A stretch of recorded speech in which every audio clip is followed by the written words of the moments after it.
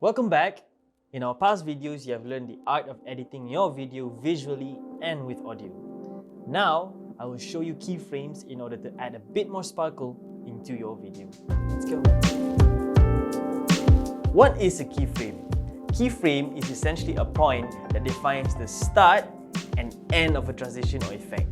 You are essentially telling the editing software to create movements in your video by just relying on 2 points, the start and the end.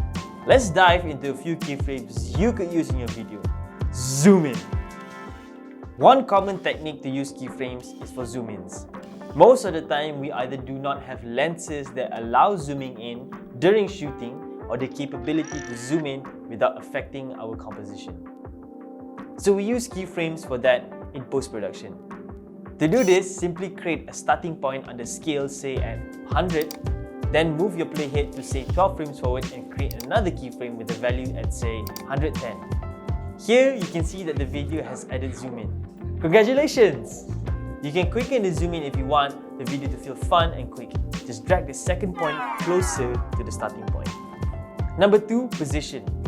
Sometimes when you zoom in, you might need to rearrange the position of the video. To do this, simply add a keyframe at the start and another at the end to complete the position effect. Let's take the same zoom in effect.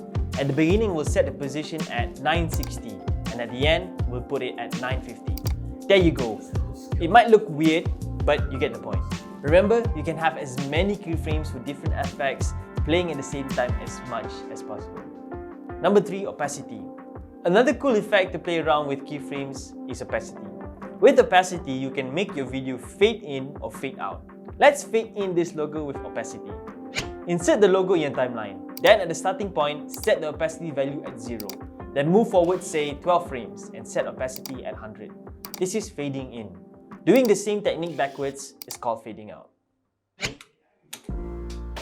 There you go. You've learned the basics of keyframing in your video. Now, you can go take your video to the next level. Remember, other effects such as rotation, blur, and color apply the same concept when it comes to keyframing.